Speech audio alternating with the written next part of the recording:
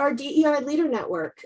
We created this DEI Leader Network because we found that the role of the DEI professional can be a lonely one. You know, unless you're lucky enough to have a team, oftentimes the person tasked with DEI at an organization may be a party of one. It's an enormous amount of responsibility on a tough topic. And this network is really intended to give you support and educational opportunities and a community of over 500 people to access and to share insights or questions with. If you are not a member, by registering for this, we will put you on our mailing list and hope that you will continue to participate in this growing community. We do host a monthly live event every third Thursday at 1 p.m. Eastern Time. And we do archive all of our events on our YouTube channel.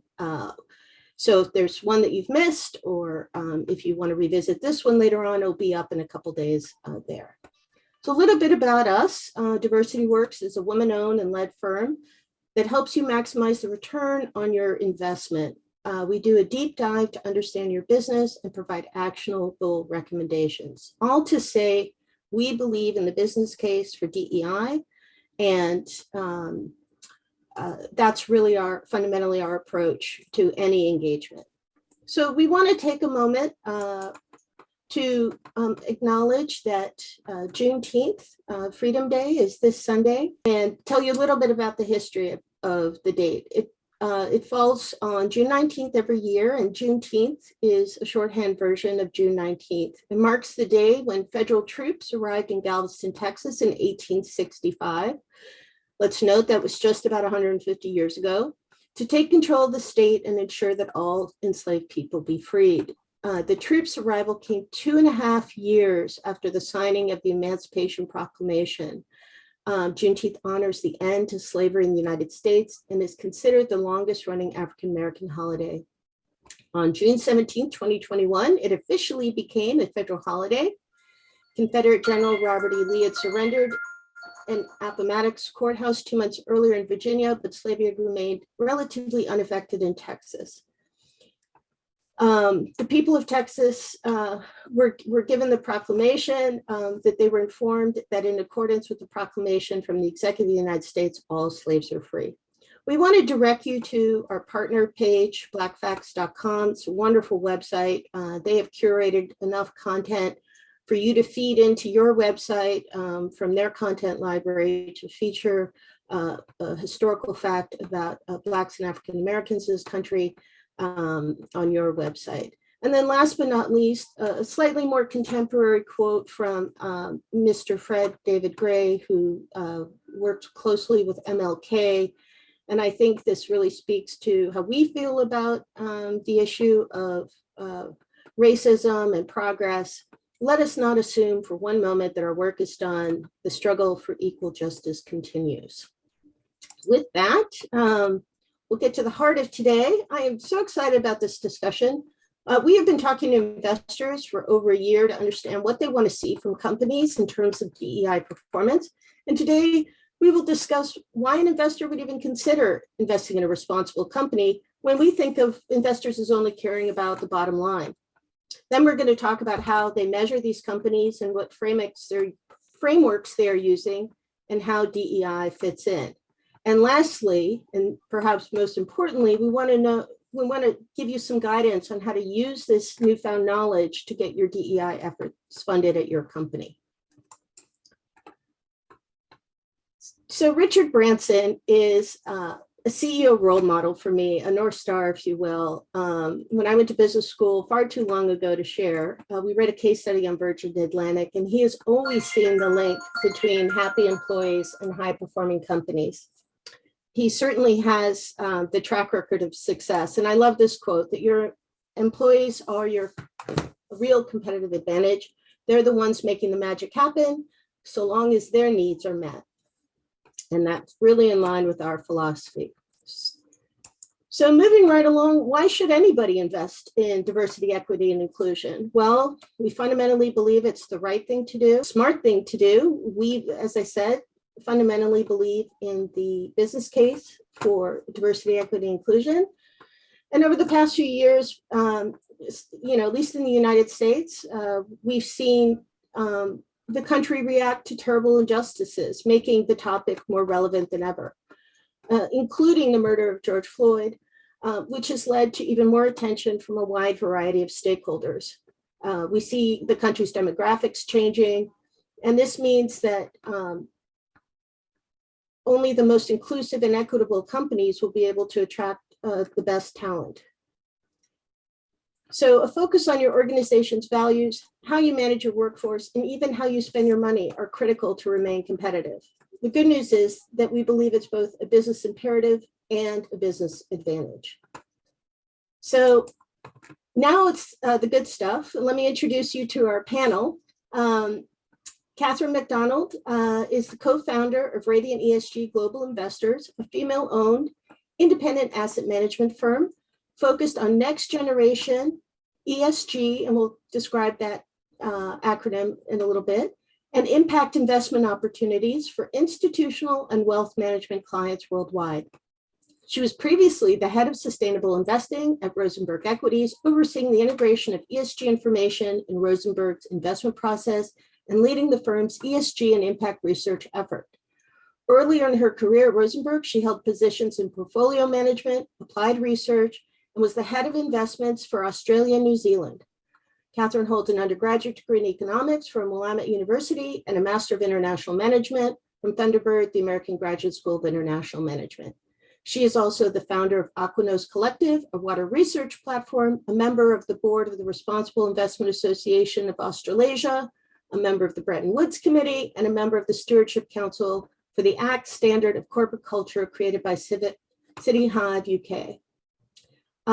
So Catherine, if you just want to say hello and to the group. Sure. Hi, everybody. Thanks so much for joining us today. This is a really exciting opportunity. As a public equities investor, I get to share a panel with Jeff Gibbons, who is a private equity investor, and it's surprisingly not often that that these two sides of the equity equation are on the same panel. But I think this is just very important concepts, and we really applaud Diversity Works for going all in on diversity, which, as you will hear from me and Jeff, we believe that this is very important for the economics of firms. So I certainly will intend to give an economic rationale for our interest in diversity when it comes to public equity investing. Great, thank you. And Jeff is joining us from Bridge House Advisors. Jeff and Diversity Works, Bridge House and Diversity Works partner on a number of engagements together, and he is certainly our ESG expert. Jeff Gibbons is a senior sustainability, information technology, and management consulting professional with over 25 years of advisory experience with a variety of global investors and multinational corporate clients. He's based in Philadelphia. We won't hold that against him, I promise, and currently serves as the marketing and business development lead for Bridge House Advisors, as well as the member of the firm's ESG and impact investment team, specializing in providing environmental, social, and governance, ESG, and impact investing service to middle and upper middle market private equity firms and their portfolio companies. Prior to joining Bridge House, Jeff held positions at ERM, ICF International, Verisk, and Accenture. Jeff earned a BA in Applied Science and a BS in Mechanical Engineering from Lehigh University and an ME in Civil Engineering from the University of Virginia. So Jeff, say hello to the group. Hello, group. Pleasure to be here today, and look forward to engaging in the discussion. Wonderful, thank you. All right, well, our first question for the panel, and we'll start with Catherine. Why would an investor pick a responsible company and not just simply focus on the bottom line? Thanks, Holly. I'll start by saying that our focus in responsible investing is a focus on the bottom line. And so the short answer to the question is that we look for responsible companies because we believe that it is additive to investment return. But I think it's very important to define what we mean by responsible. This is a kind of a loaded word that has like a lot of baggage associated with it. So let me be very clear in terms of what I mean. To me, responsible in this context refers to the way that companies use their resources, whether those resources are human capital, which is very much the focus today, or physical resources, or brand, or even something more abstract like a social license to operate. We can also think about what a company produces. Does the products and service of the company give rise to positive or negative effects on the environment or society? Looking at a company in this way gives us additional insight into the true set of threats and opportunities that companies face. One way, just as a little bit of an aside, to think about our desire to find responsible companies is to put it in terms of company management. We're looking for management that is forward-looking, who is marshaling company resources to position their firms for a future that's going to look very different than the past. We want management that is engaged in using all of the levers at their disposal to remain competitive, and management that wants to be essentially the architects of their own future, as opposed to getting backed into a corner by regulation or litigation or even unanticipated consumer preferences. So let me bring it back around to the original question at hand. We look for responsible companies because, all else equal, these are firms that we think are better positioned for the future. And viewing companies through a responsible lens just gives us an additional dimension of analysis to make our investment assessment of companies more robust. And is there anything unique about the public equity side of that equation that you want to share? I think that, when it comes to public equity investing, we're very interested, again, in finding companies that are going to give us good returns over a long horizon. We think that it's critical that we view all companies through this lens, but at the same time, we have to recognize that as public equity investors, we are, the most liquid asset class. We are the ones that get, kind of tapped on the shoulder. These last couple of weeks have been very exciting as public equity investors, as we see, markets kind of falling left and right. So we know that the public equity space doesn't come with this idea of lockup or investors being forced to stay in investments. And so for us, when we talk about building resilient portfolios, we're talking about building portfolios that have the potential to return well over a short period of time and over a long period of time. And we think that, responsible investing, sustainable investing is very critical to both of those time horizons. Great. And Jeff, share with us what you're seeing in the private side. Yeah, thanks, Holly. And I would say, like, the picture that Catherine just painted of kind of the end state, I think we're going to get there as well in the private markets, but the pathway might be different. For the market, for the clients that we serve, private equity, like you mentioned, private credit and debt as well. The genesis of a focus on ESG can probably be arguably traced back to kind of the European markets. So think of the big pension funds and endowments, and obviously their stakeholders are public employees and teachers and policemen and firefighters that are relying on their retirement for these funds. And it was just a set of requirements and expectations emerged on, hey, look, if I'm going to part with my capital and give it to my general partner to invest in businesses and companies, then I just want assurances that you're being responsible with my money. We certainly want the returns; they need the returns, and the returns that private equity has historically delivered have been pretty attractive. But at the same time, those pension funds, do not want those returns being delivered on the backs of bonded labor, for example, or if there's a significantly high percentage of employees getting hurt in the workforce, and that's being neglected. So that's kind of where it started in the private markets, and it certainly has been an evolution, and Bridgehouse has kind of witnessed that evolution over the past couple of years. That those general partners' first reaction was compliance, this is a new requirement that I have to adhere to. But for them, and it's not trivial. It is about access to capital. So in order for them to do what they need to do, to generate returns, they need access to that capital. And so they need to, comply and be sensitive to the expectations and requirements of those pension funds and other limited partners that they work with. I guess the other point I'll make is again, a lot of our clients, they're already doing a lot of this. It hasn't been packaged up maybe as ESG or, yes word, sustainability is another term that's being used for it. But there is a foundation in place with a lot of our clients in the private markets. But at the same time, they don't really have maybe the academic and professional background on this, and so there are gaps and issues, and it's been a learning curve, and I can say as they've started to kind of widen their view of looking at companies through a wider ESG lens, there will be a moment when those investors say, okay, now I know why we're doing this, and that might be a risk that was uncovered that up to that point maybe wouldn't have been found or would have been missed, or a new opportunity on being more proactive around ESG management. And so now again, back to Catherine's kind of end state, the picture she painted, that's definitely on that trajectory. There's an understanding now of, and the way we like to say it at Bridge House is, look, ESG is just a proxy for good business.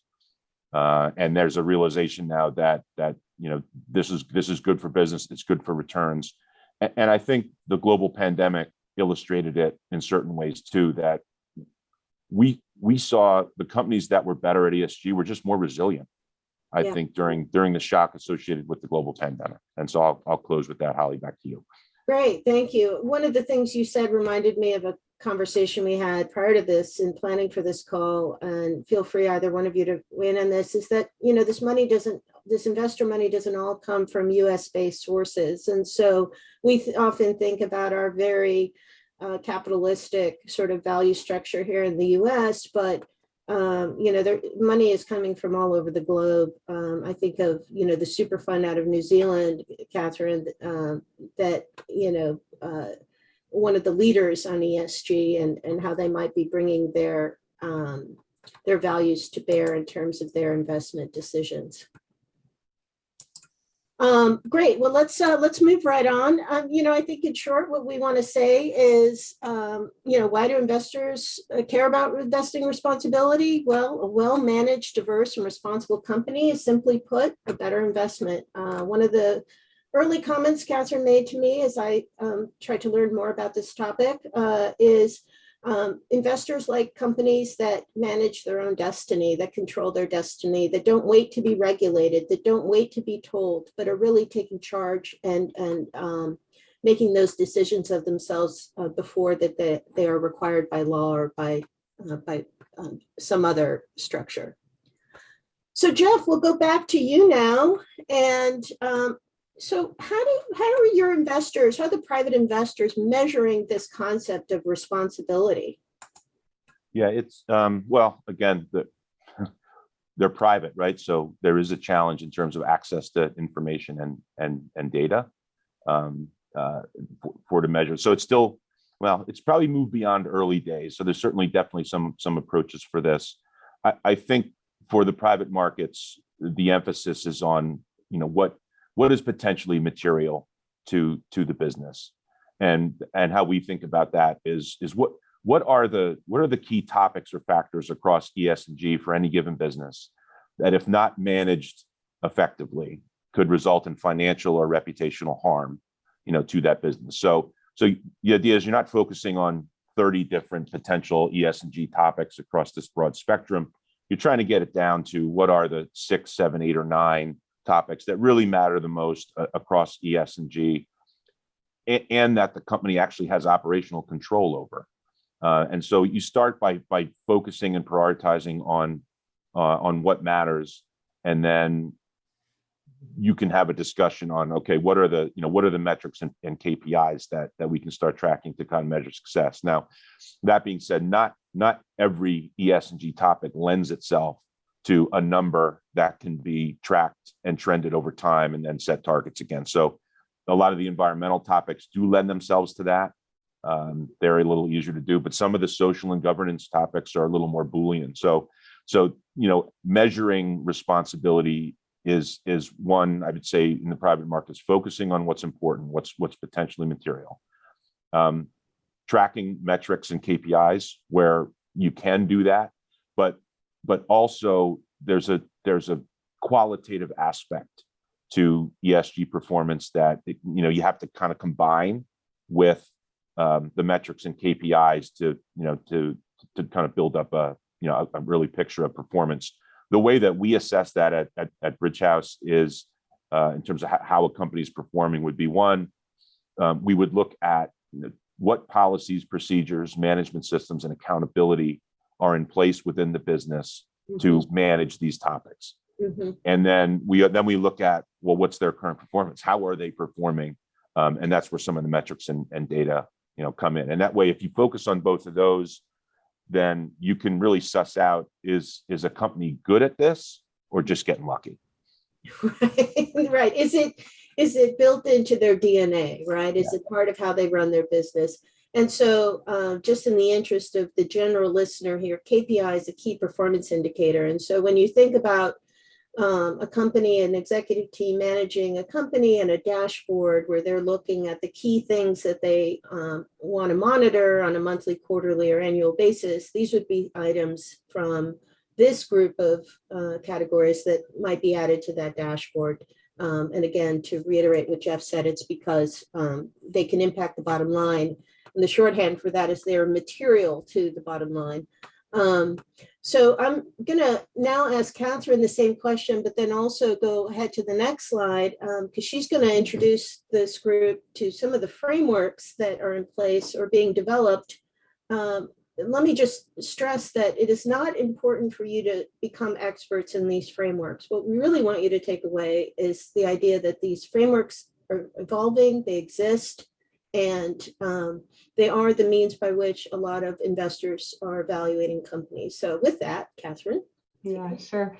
And I think it's very important to recognize that what is on the screen right now are really kind of building blocks for different frameworks. In the top row, we see ES and G, kind of ESG, excuse me, concepts. On the bottom row, we see concepts that are a little bit more related to the idea of impact, or how a company's activities affect society and the environment. And so when we as public equity investors approach ESG or impact investing, we approach it in much the same way as Jeff described about private equity, except that we tend to have a lot more data at our disposal. Now, some of that data is not great. We can probably have a whole sidebar about that. But when we think about evaluating companies, we're looking at them through a variety of ESG and impact lenses.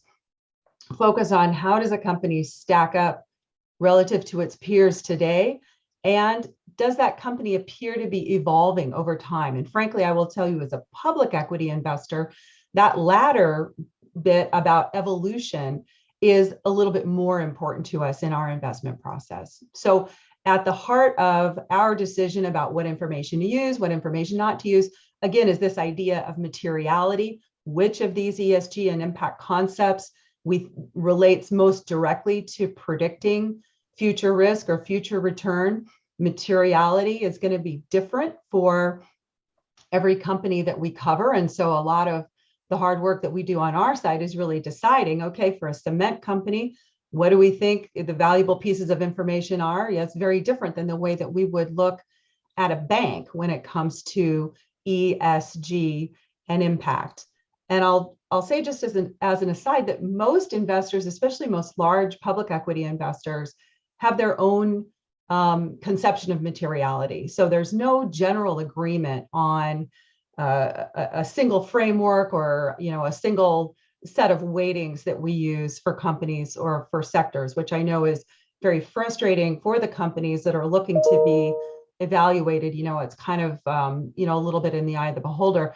I'll say equally that big data companies like MSCI or Sustainalytics, who have ratings methodologies in place, they use their own proprietary weightings and materiality concepts. So that's why we don't see agreement across these data providers on, is XYZ company look good along environmental dimensions. All the ratings providers will, typically disagree either a lot or a little on that. But there are two basic types of information, and I think it's important that the audience be aware that when we're evaluating companies, we're looking at this combination of company reported information that we can learn by meeting with management, or, this is typically the information that populates the big databases that are out there floating around.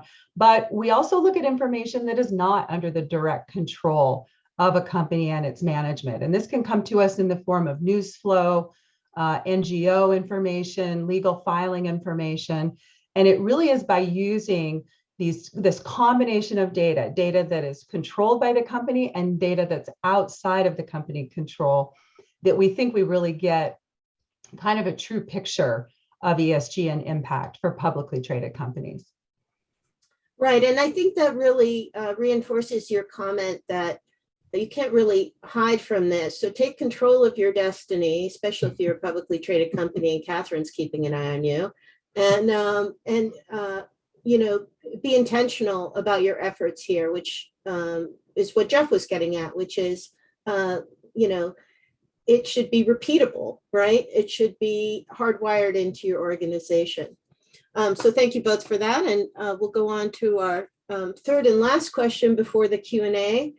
And I'll weigh in here as well. But how do we see DEI fitting in, Catherine?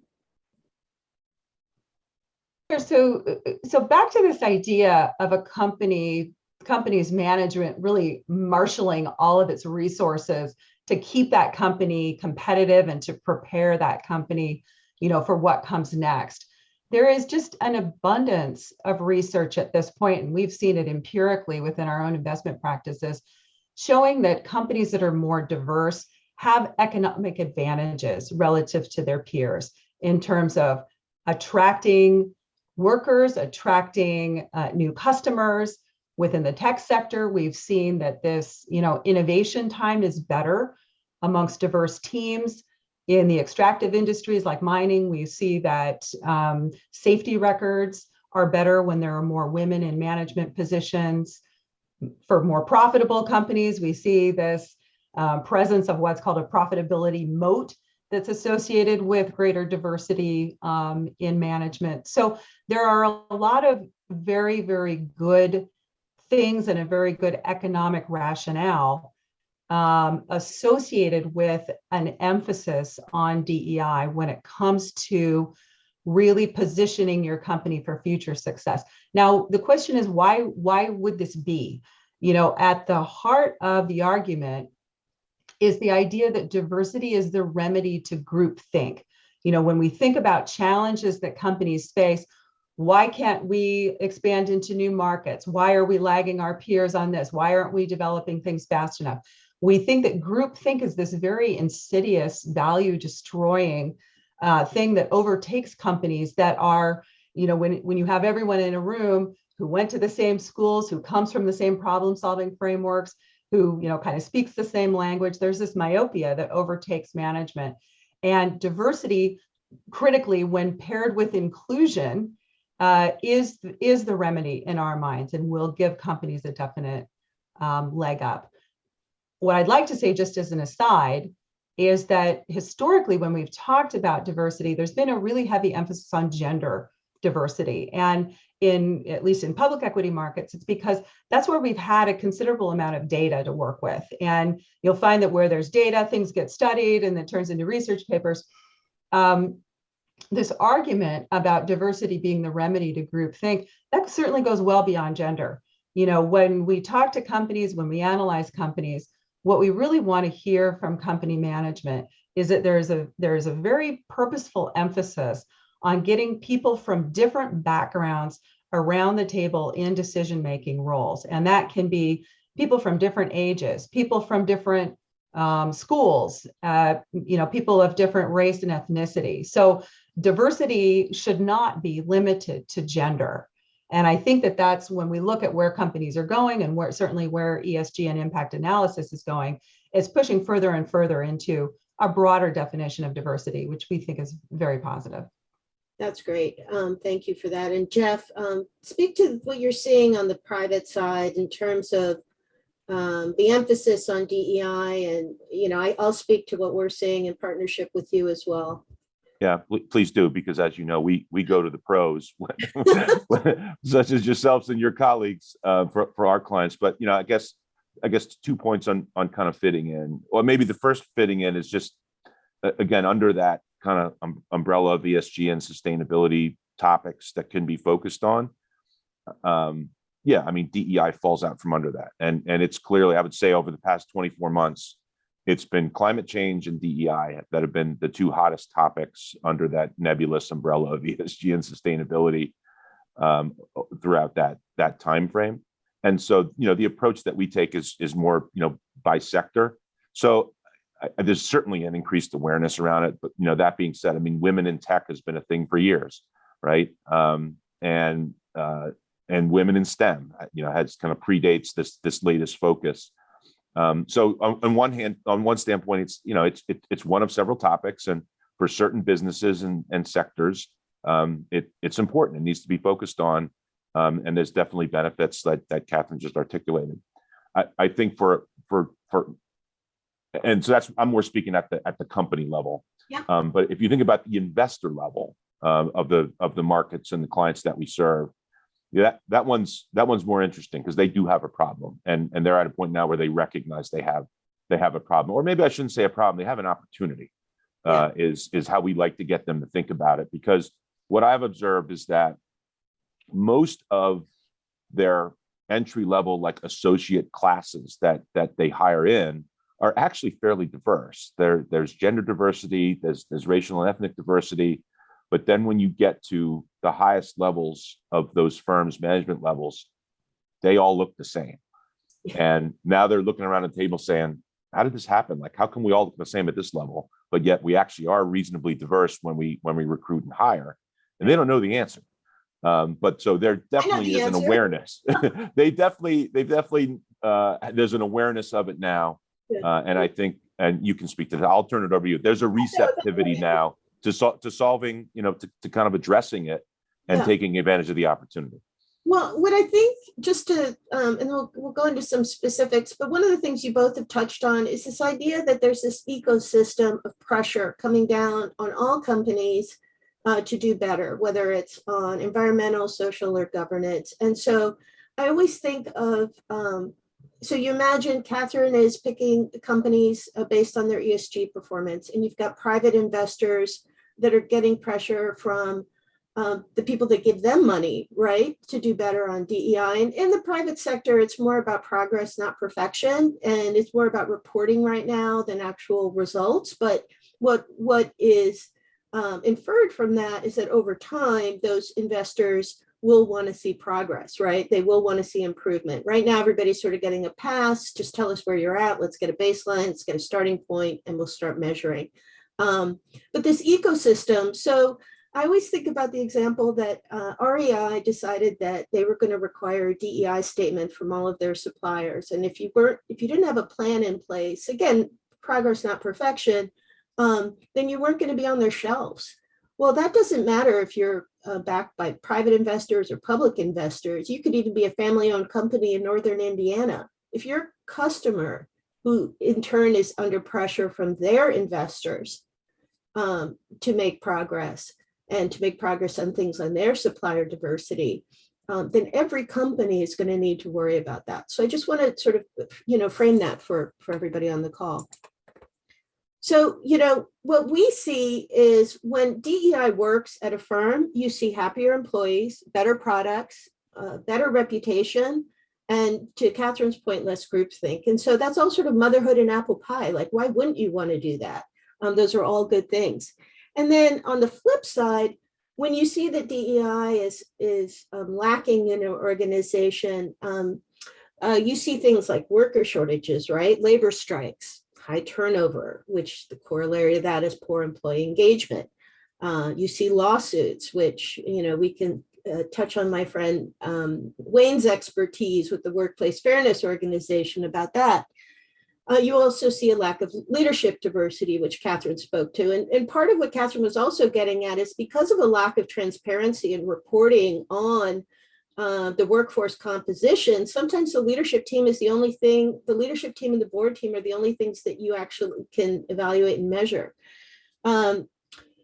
Again, you might see a lack of diversity in technical and professional roles, and really that low level of innovation. The questions that Catherine asked, why aren't we developing new products? Why aren't we developing them quick enough? And that we see as a result of ineffective DEI infrastructure and strategy. So we're going to talk a little bit now about how investors think about some of these diversity, equity, and inclusion pieces. And we're going to sort of narrowly focus on labor force and workforce management pieces. And this is a very simplified explanation of a very complex, ever-evolving framework. But you can kind of think of it as in two ways, that industries either fall into being evaluated based on their hourly employees, the management of their hourly employees, or their professional and technical positions. And so if you look at the industries, it makes sense, right? You've got things like hotels and lodging, and the majority of their workforce is going to be hourly. And so when we think about that materiality, that financial impact, that potential risk to the bottom line, really understanding how that workforce is being managed, that hourly workforce being managed is going to have that direct impact. And then on the technical side, again, you see like healthcare delivery, right? So what you're going to look at is your recruitment and retention and engagement of maybe your physicians and your nurses, those professional and technical positions. And I don't have a very good explanation why, but retail and distributors were really the only one that overlapped in both categories. The other ones really sit distinctly in one camp or the other. That's not to say that all companies don't have to worry about both categories, because every company typically has hourly and professional technical employees. Again, this is about where the emphasis should be. And if you have limited resources and limited time, and you don't want a dashboard with 2,000 measures on it, you can at least start by thinking in terms of where investors feel the risk is for the organization. So what we encourage you to do as the DEI professionals or the interested folks on this call to do is, learn how investors are evaluating your sector. And we're going to distribute a worksheet after this. It'll give you some tools to think through this, and I'll show you that in a second. And then think about how your company is performing on these measures. Is there room for improvement? Get benchmarking data. And then use that information to make the business case to make the investments that you want to make in DEI at your company. And a lot of times HR employees have been tasked with this whole new world of acronyms and initials. And this is, going from a world of maybe compliance and reporting to strategy. And so what we're trying to help you do is think about your role as strategically as possible. So this is obviously work Diversity Works does. We do full performance assessments, and we always come back to the business case for DEI. As I said at the beginning, we do believe it's the right thing to do, but fundamentally it is the smart thing to do. And hopefully the comments from our two wonderful panelists reinforce that. So this is the worksheet that we'll send anybody that has attended this call. Basically, we suggest that you look for your 3 top investors. You see if they've made any public commitments to sustainability, ESG, or DEI on their websites. And then we give you some resources on how to go from there. So that'll come following. And we're here to help. Please reach out to me. My contact information is at the bottom of that sheet. We're happy to walk you through the spreadsheet and help you complete it. So now we're going to ask my colleague and friend, Denise, to join the panel and take some questions from the group. And feel free to take yourself off mute and put your camera on if you have a question. Denise, you want to introduce yourself while we wait for a question or two? Hi, everybody. Thank you for joining us. I'm Denise Roseman. I'm the DEI specialist with Diversity Works, and we are here to answer your questions. And really, thanks to Catherine and Jeff. So what I'm hearing about ESG today, that it's so important to really sustain your business when you have to do things differently. That's what I heard Catherine and Jeff says, that the world has changed and people are changing, and the customers and investors expect lots more from these companies and how they treat people. It's just not enough to turn a profit. It's not, it's like we said, it's the right thing to do. It's also good to turn a profit. You just have to look at your organization and your people talent. So important in this process. That's one of the areas that we also will help you through. Any questions? Let me see what the question Yeah, is. Kobe, I don't know if you want to come off mute and share your perspective. He said he's a small B corporation. I think the B corporation designation is really interesting. It is basically being a mission-driven, impact-driven organization, even though you're a for-profit organization. So it's sort of like a nonprofit for-profit. You know, there's a joke amongst the nuns in healthcare where I worked for a long time, which is no margin, no mission. So that really is where we come from, which is that if you're not making a profit, you can't do any of this, right? I mean, you can't employ people and create value and grow the economy and help everybody out if you don't have a sustainable business model. Exactly. And what we heard through from our two guests is that it's important to know your purpose, know the governance, how your boards need to evolve. That's also part of it. We didn't go into details. And also looking at your leadership and talent, we have to, I think Catherine talked about groupthink, which is one of the reasons that diversity is so important, but diversity of perspective, diversity of thought, and looking at to see how we can really make this planet or have the planet be a better place as we evolved in the world. So one of the Paul, do you have a question for us? Yeah, I have a question. Thanks, Holly. And you know, Jeff, you mentioned how you'd seen during COVID some of the best ESG companies were the most resilient. And Catherine, you know, you talked about the profitability moat around some of the best ESG companies. And I love the point you made about diversity being a remedy for groupthink. But I'd really love to know if there's companies that you both have looked at in investing in both the public and private sectors. Has there been, you know, particularly difficult trade-offs that those companies have had to make, or particular hurdles that they've had to get over to get to where they need to be in ESG? And is that something you take into account in your investment? Why don't we go with Catherine first? Sure. Thanks, Paul. I think that you hit on a very important point. So when this gets us back to a little bit about the challenges of being a public equity investor. So what we're essentially asking companies to do is to take steps today to, you know, essentially future-proof their organizations. This goes well beyond DEI. This is related to environmental and governance and things like that. And so often that will involve spending initiatives that are not immediately profitable. You know, so if we think of a company that has been more in the traditional energy sector, but now it's interested in evolving towards something greener, you know, this involves CapEx for them that is not going to meet with immediate results. And so the very, very short-term nature of Wall Street and public equity markets is, you know, there are these, management feels this you know, inherent push and pull between wanting to do these projects that are higher NPV, net present value projects, but that are going to take multi-year,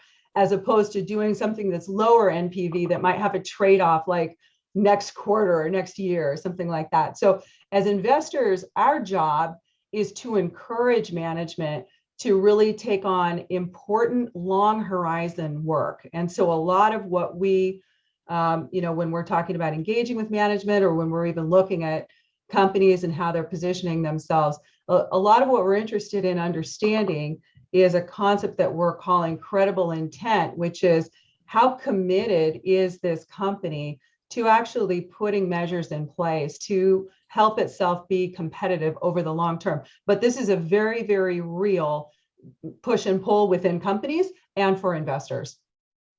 Great, Jeff, anything to add? And then we've got a few more questions.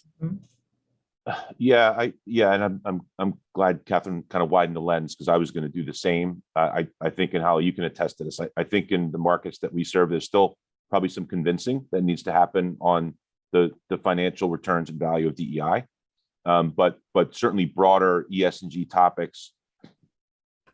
I think the advantage that the private markets have, at least private equity, let's stick to that. Private equity, and there's some flavors underneath that, but like true leverage buyout, where the private equity firm has a majority share ownership in the company, that's pretty key, because they have operational control and board positions.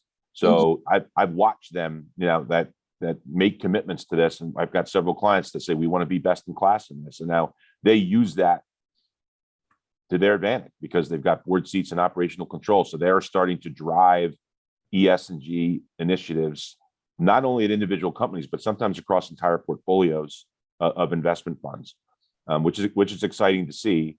And so back to kind of Paul's question, depending on if it might be a risk area, Paul, or it might be an opportunity area, they're starting to drive those, and they can do it quicker maybe than the public markets, because they have control of these businesses. Great. We've got a couple more questions. I'm going to skip out of order, and because Harry's comment, Jeff, is really in line with kind of what we've been talking about. And he says, how can an individual or an employee within an organization make a better impact, taking into account DEI, the modern changes and advances in DEI? And, I think obviously individual action is important, but we fundamentally believe that it has to be strategic to take hold. So obviously individual action is important, but where you as an individual might be able to help is to form the committee that says that there's a business case for DEI, and help pull together the resources across your company to do that, so that convincing that may need to be done at your organization can be done in a thoughtful and systemic way, and that you as an individual are not trying to take that on all by yourself. The next question is, how concerned are investors about the equity element? We'll turn to Catherine on this one for a second. I'll maybe make one comment. It says, I get the impression that there's more focus on reporting metrics rather than the wider system and structures and equity. And I will say that we really believe in the equity portion of DE&I. We benchmark a lot of our analysis to industry averages. We look for policies and procedures that might be resulting in inequities. So we use diversity as a shorthand, but at least at Diversity Works, our work is very much focused on all three of those pillars. From an investor perspective, either one of you, would you care to talk about that? I mean, one thing is just in the news the other day was that Google has to settle for back payment for inequitable pay to women. Not only is that a financial hit, but it's a reputational hit, right? And go ahead, Catherine. Sure. I'll just add quickly that, we can get some very quick wins on DE&I by having greater disclosure and having greater transparency. And so, from the perspective that sunlight is the best disinfectant, we would really like to know from all publicly traded companies, we would like to see what essentially amounts to their EEO1 data, which is transparent reporting of where, across job type, reporting on gender and race. So, I know it does appear that the DEI movement is very focused on these, shorthanded statistics. That is no substitute for legitimate inclusion, for legitimate equity.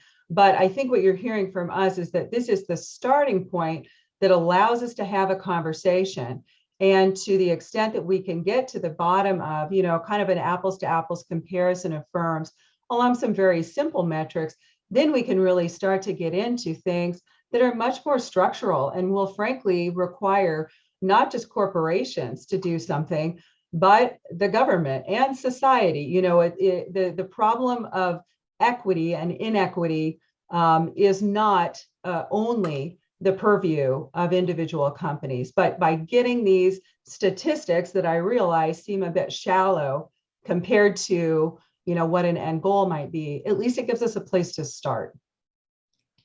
That's a good point. I think I tried to respond to that equity question. In addition to what Catherine is saying, a lot of organizations that we're working with, we're seeing that they're really looking to look at the structures, not just saying that, that things are inequitable. Let's look at what started. Let's look at the history. So there is a shift in the movement.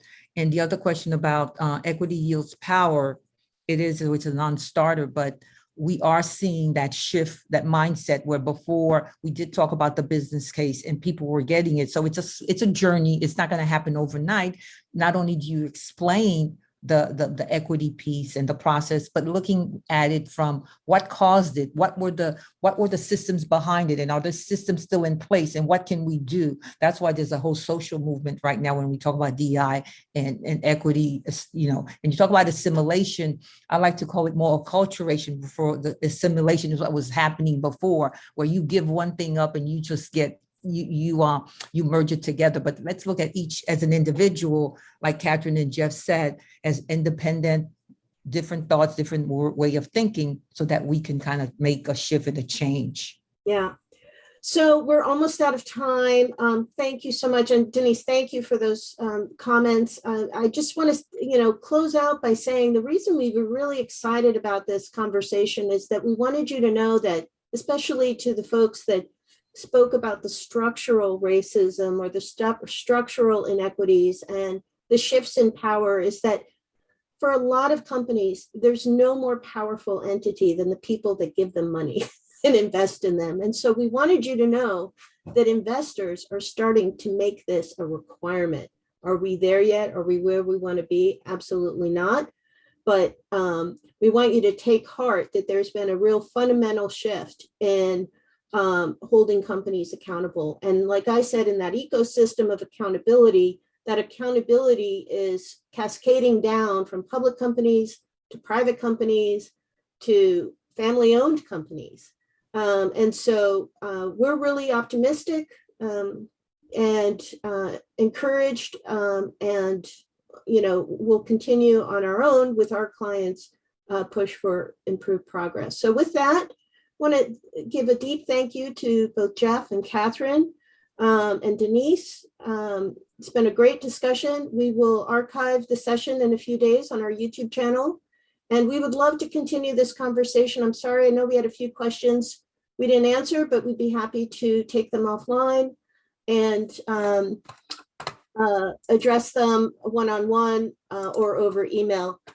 Next month, we're actually going to have office hours. So again, we can address some of these questions then. Please send me your questions and we'll prepare for them for next month. With that, please follow us on social media. You can follow Diversity Works on LinkedIn. You can subscribe to our YouTube channel and follow us on Twitter. Thank you, everybody, and have a great day. Thank you. Bye-bye. Bye-bye. Thank you. Bye-bye.